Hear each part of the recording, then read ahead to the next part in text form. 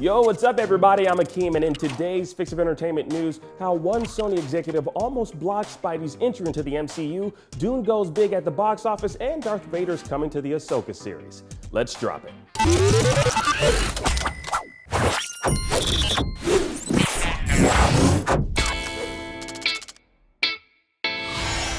Spider-Man's journey into the MCU was a long one, and it was even more complicated than we may have thought. Detailed in the new book, The Story of Marvel Studios, The Making of the Marvel Cinematic Universe by Tara Bennett and Paul Terry, we just got some inside information on the conversation that took place between Kevin Feige and one of Sony's executives.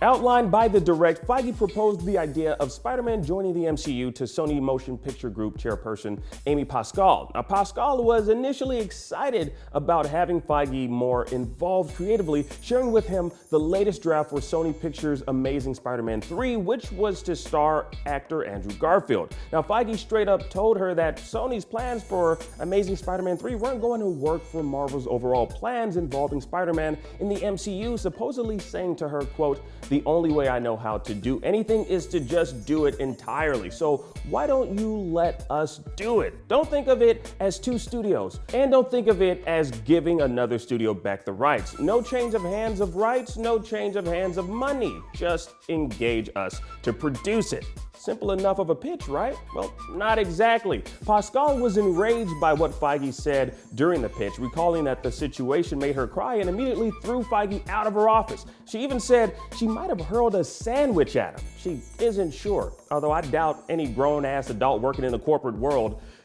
would forget throwing food at someone. If you think you did, you probably did. I don't know, might have been a bagel. Step 6, I grab a bagel from the cafeteria and run. He took a bagel! All right, time to swing, just like I taught. Anyway, Pascal had a change of heart when she realized Sony's current plans for Spider-Man weren't fresh. They were a rotten tomato in the working, and with Feige's involvement, there's a better chance for the character to reach that next level on the big screen. Now, Pascal had another meeting with Feige and admitted, quote, "The idea of putting him, Spider-Man, up against a world where everybody had everything and he had nothing was a whole new way of telling his story. I thought, God damn, that guy's smart." Well, he is. He's Feige, baby. Always bet on Feige in these situations when thinking of the overall Marvel universe on the big screen, or even on the small screen. Now, as a result of that second meeting, Andrew Garfield was out, Tom Holland was in, and fast forward to the present day as we wait for Spider-Man to explore the multiverse in No Way Home, set to hit theaters December 17th. Now, I would love to know what y'all think of this executive not being on board initially with Feige's pitch.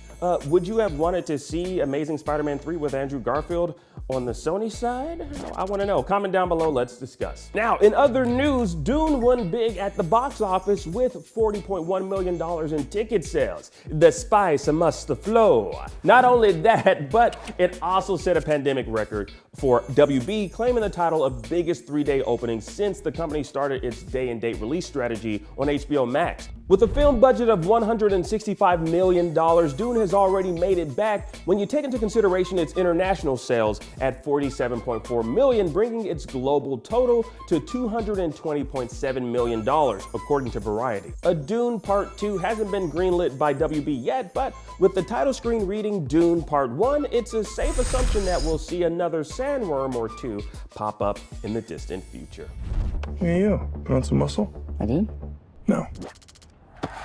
And finally, actor Hayden Christensen is reprising his role of Anakin Skywalker in Ahsoka. Now, according to The Hollywood Reporter, the latest Star Wars live-action series coming to Disney+, we'll see Christensen returning to the dark side, along with Rosario Dawson starring as the fan-favorite Jedi Knight survivor, Ahsoka Tano. Now, we first got a taste of Dawson's live-action Ahsoka in The Mandalorian Season 2, with fans across the galaxy clamoring for more. Now, plot details aren't known just yet, but what we do know is that production is set to begin early 2022, with Dave Filoni and Jon Favreau attached to write and executive produce, respectively. Now, the series is definitely in very, very good hands. And that was your entertainment fix for today. I'm Akeem Lawanton, and thanks for watching. Now that you're all caught up on the news, check out our update video on the complete list of Marvel Phase 4 movie dates. Download the IGN app on all your devices, and for everything else, keep it locked right here on IGN.